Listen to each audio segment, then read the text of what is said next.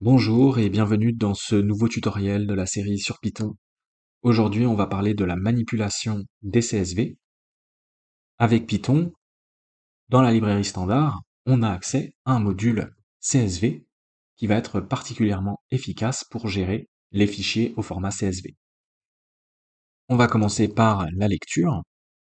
Dans notre répertoire, on a accès à différents fichiers, notamment un fichier users qui contient des données sur des utilisateurs avec différentes colonnes, une pour le nom, une pour l'âge et une dernière pour la ville.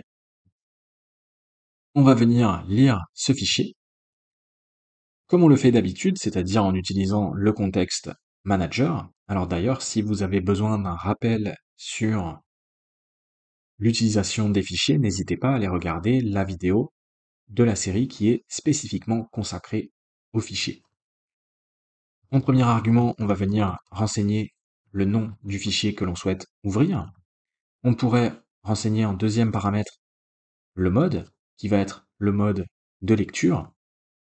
Alors dans le cas de la lecture, on pourrait omettre ce deuxième paramètre, puisque la lecture correspond au mode par défaut. Ensuite, on va rajouter ce paramètre pour désactiver la gestion automatique des sauts de ligne qui pourrait poser problème avec Windows. Et au niveau de l'encodage, on va mettre UTF-8. On a un fichier avec des données en français et donc potentiellement des accents.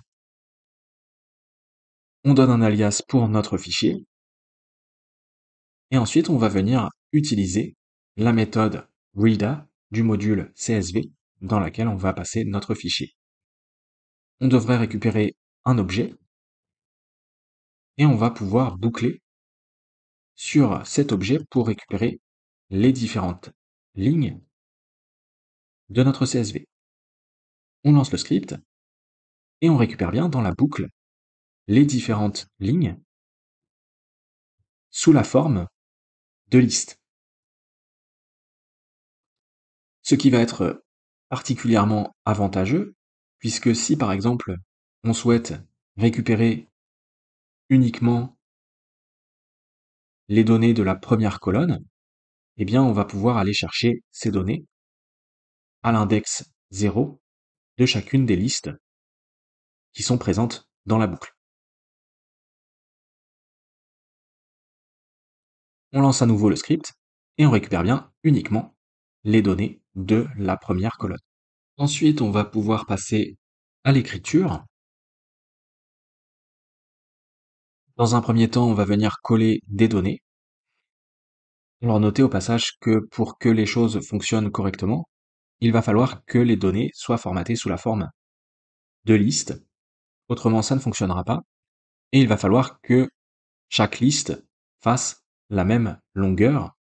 Par exemple, dans ce cas, on a 3 colonnes, et donc il va falloir que chacune des listes possède 3 éléments à l'intérieur. Pour l'écriture, ça va fonctionner comme précédemment. On va venir ouvrir un nouveau fichier que l'on va créer cette fois-ci, dans lequel on va mettre nos produits. Sauf que cette fois-ci, au niveau du mode, on va bien spécifier le mode d'écriture.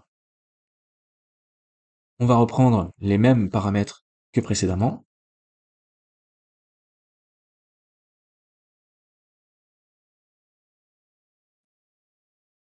Et cette fois-ci, on va venir utiliser la méthode writer.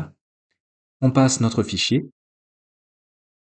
On pourrait également spécifier le délimiteur.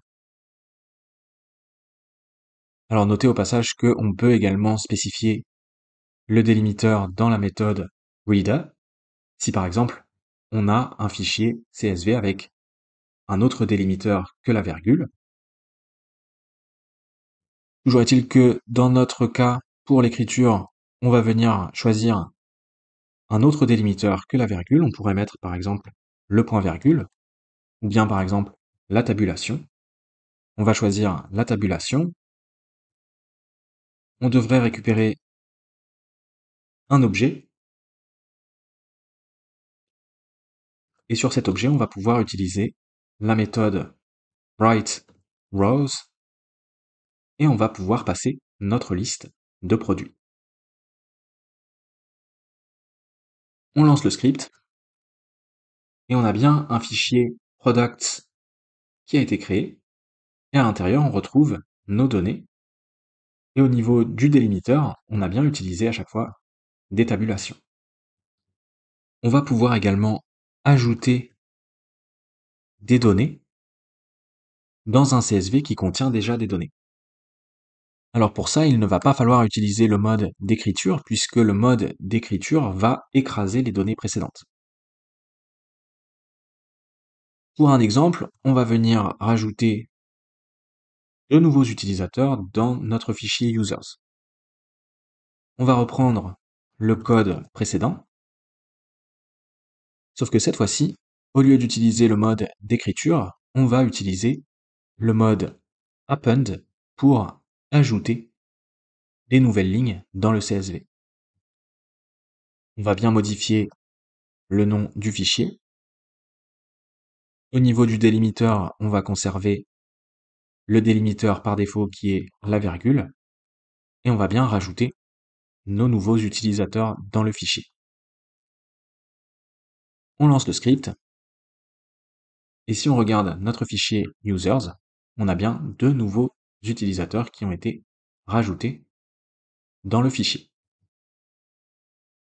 Pour éviter de rajouter à chaque fois des nouveaux utilisateurs dans le fichier, on va venir commenter ces lignes de code. Ensuite, autre chose que l'on va être amené à faire régulièrement, pour revenir sur la question de la lecture des fichiers, c'est la volonté de passer l'entête, autrement dit, la première ligne qui contient le nom des colonnes. On va rajouter une séparation et on va reprendre le code que l'on avait utilisé précédemment pour la lecture. Et pour passer l'entête, la seule chose qu'il faut comprendre, c'est que l'objet reader que l'on obtient à partir du module CSV va être un itérateur. Sachant cela, on peut utiliser la méthode next pour passer simplement la première ligne. On lance le script et on voit qu'on récupère bien cette fois-ci les données de la première colonne sans le nom de la première colonne.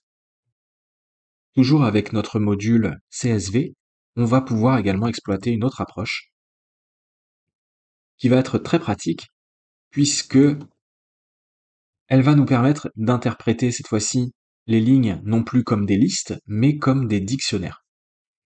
Alors pour l'exemple, on va venir lire un autre fichier, on va reprendre le code précédent et on va venir chercher un autre fichier qui est présent dans notre répertoire.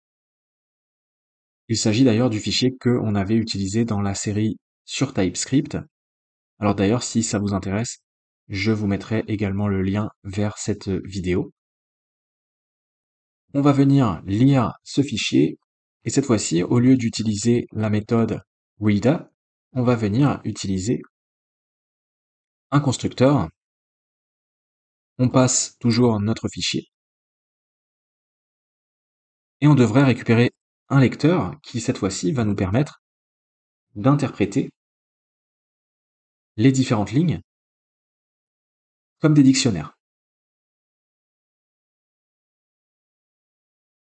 On lance le script et à chaque fois on récupère bien des dictionnaires. Chacune des clés représente une colonne et ensuite pour chaque colonne on a les valeurs associées. Alors si on souhaite par exemple récupérer uniquement les données pour une colonne en particulier, eh bien il suffit d'accéder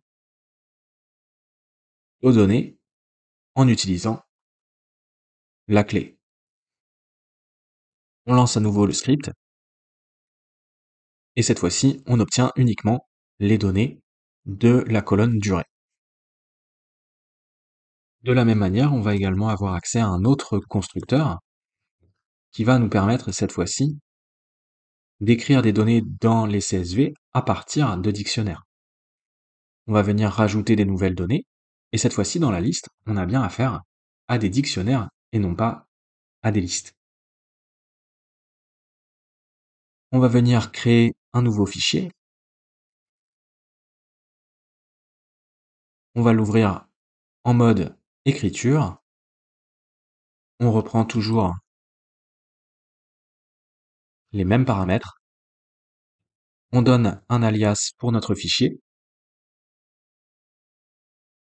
Et on va utiliser le constructeur. On passe le fichier. Pour ajouter l'entête avec le nom des colonnes, on va venir créer une liste dans laquelle on va mettre le nom des différentes colonnes.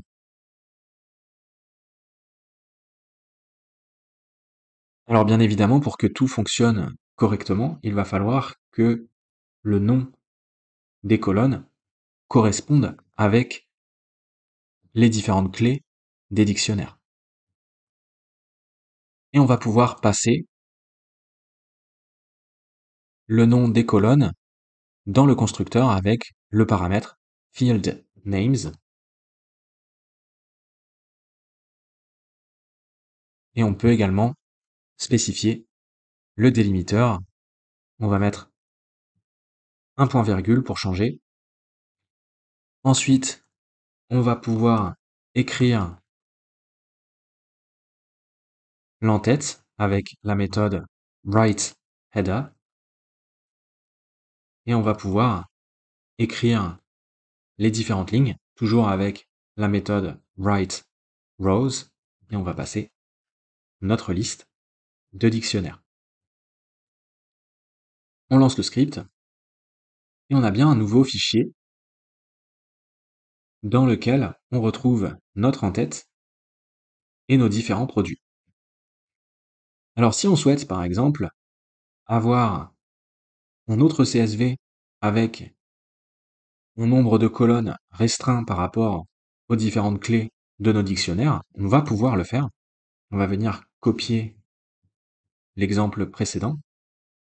On va créer un nouveau fichier.